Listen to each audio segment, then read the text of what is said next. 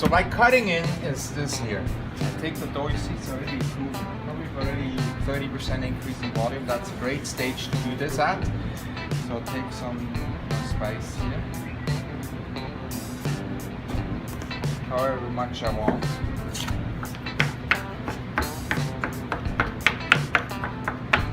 Cut it up. Some fruits however much I want, or not.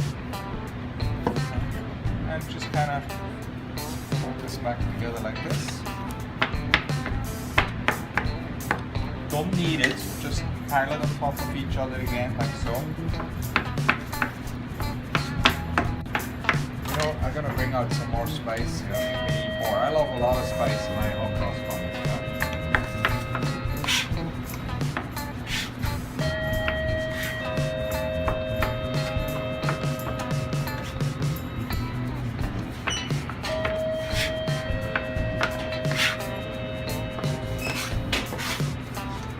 I spent 12 years before I came to Canada, or Calgary I should say, in the Caribbean, and this is very popular for Easter. And what they do there is they make fish cakes, fish cake sandwich with a hot cross bun. This, the mayo in between, the hot sauce, and a fish cake on there. Aye, beautiful. We don't do that so much here in North America. Come in England, let me do that for the hot cross bun. You do savory version? No, to my knowledge.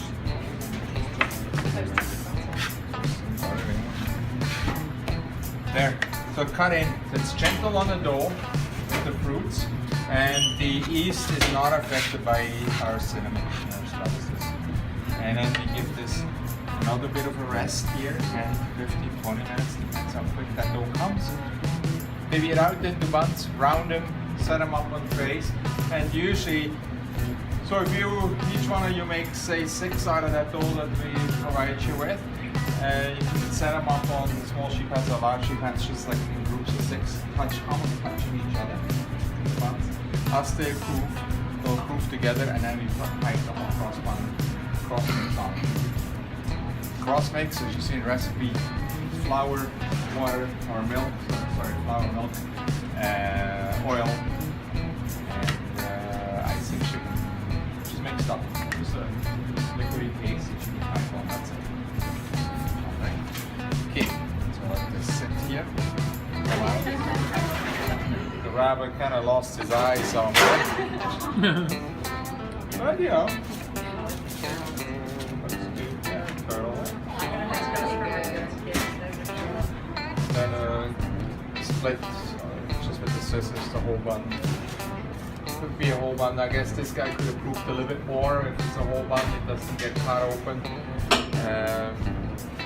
When you see stuff like this here tearing at the bottom, that means it's a little underproofed. Yeah. Then the dough is a little too wild still. And that happens especially with closed things like that I don't cut. When I cut it, the gases in here can escape through these cuts. Where here, the baking process crusts up the outside layer, and then the gases that are produced, the last bit of fermentation in the oven, or we call that oven spring, doesn't have anywhere to go. So it starts to tear, and usually around the bottom. So when you see that, means for that particular thing was on the proof. They were all cooked the same amount of time, but because they are cut, the gas can escape there, so it stays controlled.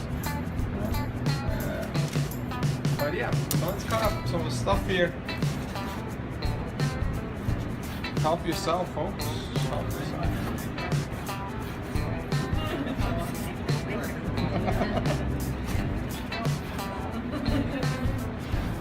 Bread is my friend. I don't believe in this no gluten diets. I make my money with gluten, sugar, and butter, and chocolate. So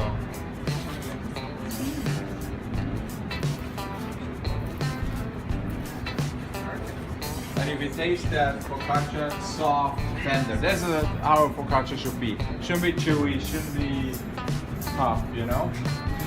Because usually you would now take a little bit of olive oil or balsamic maybe, dip it in there, huh? Or just some beautiful extra virgin olive oil. Get something tasty, something good.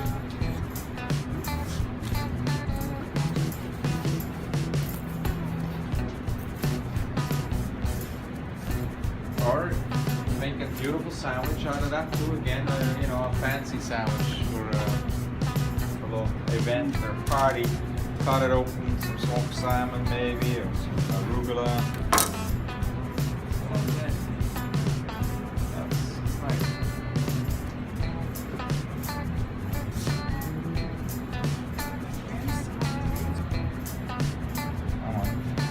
So, there, and off in the oven. We set the ovens at a fairly high temperature.